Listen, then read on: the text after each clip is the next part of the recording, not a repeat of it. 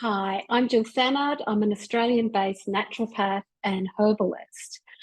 It's currently September 2023, and I'd like to tell uh, my Australian viewers about the latest fuss around curcuma or curcumin supplements. These are tend to be the very bioactive forms, very bioavailable forms of turmeric, which we can get in supplements, sometimes over the counter. Quite often, these supplements are what's called practitioner only products, which means that a qualified practitioner is the only people who are technically allowed to prescribe this product to you. Of course, there are a lot of ways that people get around this, and that can cause problems. So if you haven't heard some concerns around curcuma/turmeric products in the news recently, you may over coming months. And that is because our Therapeutic Goods Administration is currently having a consultative review around the safety of this product, actually also green tea extracts as well, but I want to talk about curcumin products today because I prescribe those rather than the green tea extract products. So there have been a small handful of adverse events, and they're concerned around potential liver injury. Okay. So there have been more cases overseas. There's been some cases in Australia. Largely, they've been in people over the age of 40. There can be polypharmacy going on, whether it's natural or prescribed products. But the youngest case of liver injury is actually 21.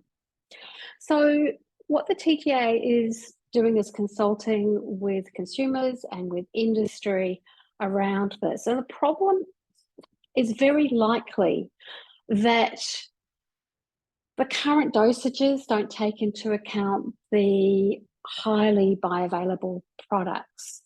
It might be just simply they've added black pepper, which seems to make some of the active ingredients of the turmeric plant more easy for your body to take them up.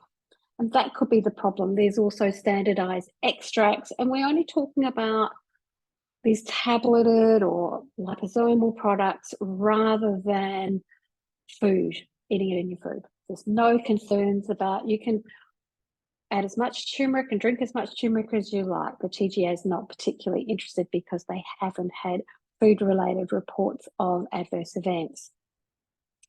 So the TGA is not proposing to ban this herb. What they are looking at doing is adding some additional labelling as of 1st of March 2024, if this goes through.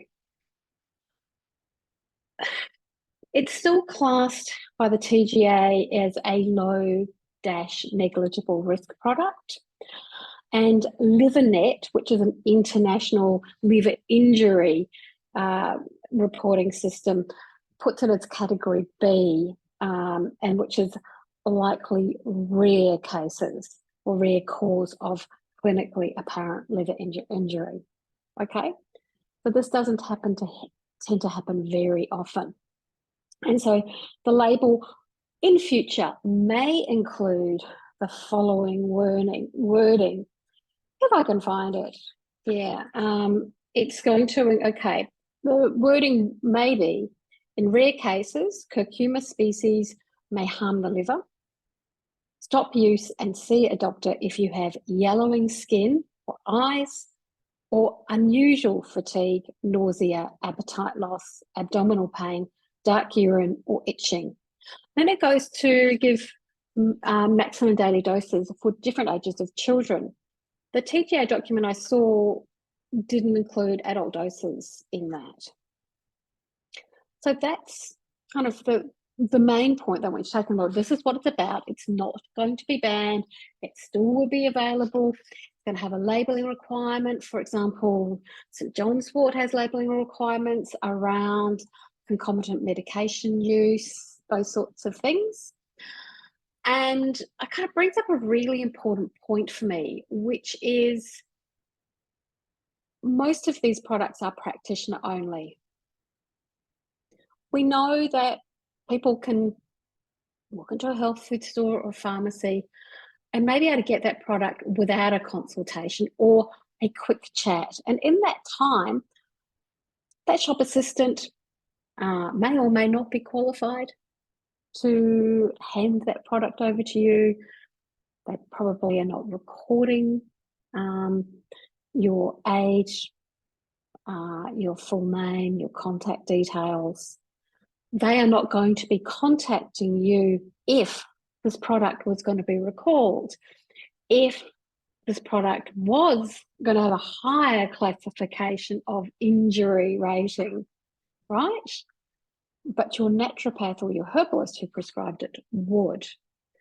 So the important thing about practitioner-only products is that you need to keep us informed if anything changes. So, for example, you develop symptoms since you started taking this product, or your medication has changed. You may have been put on to antidepressants. You may be taking antihypertensive medication for high blood pressure, and they've changed the drug or the dosage. Or you're being investigated, your GP is looking into other issues. And if we're talking about curcuma, then we're also saying your gallbladder's playing up. So anything to do with those bile ducts, we want to know about that. That's really important. So I'm doing a plea that if you are taking a practitioner-only medication, that you do so with regular review through a herbalist or naturopath.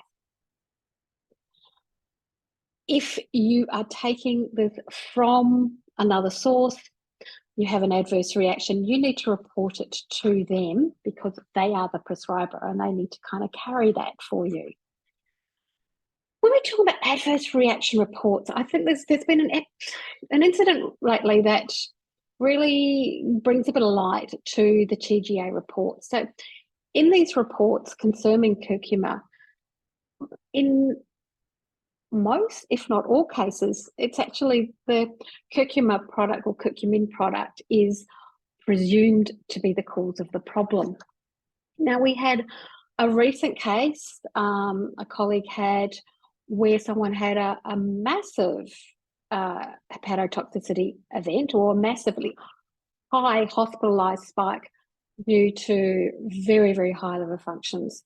And of course, the medical team, quite rightly, going, what are you taking? Oh, we think this particular herb is the likely cause. In this case, it was withania. The practitioner did everything right. They kept in touch with the patient, their team. They contacted the companies that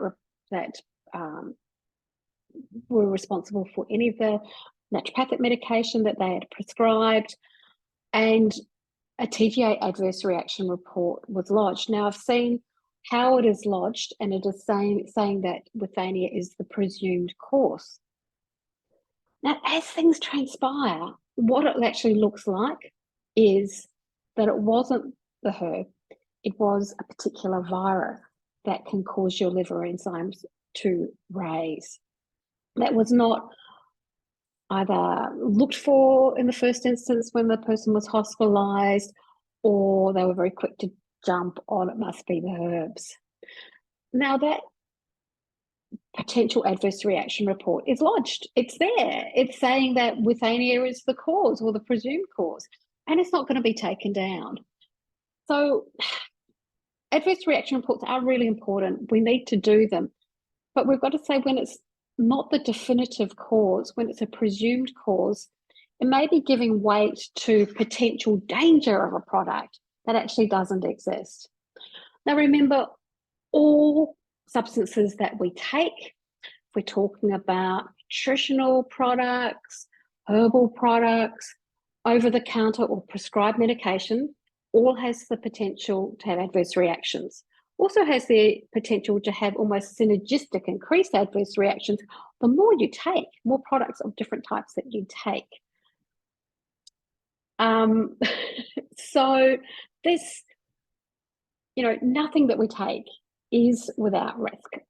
I always remember my biochemistry lecturer saying, due to the aflatoxins in the world peanut crop, peanut butter could kill you, could cause you liver injury, depending on the dose, but you probably have to eat your body weight in it.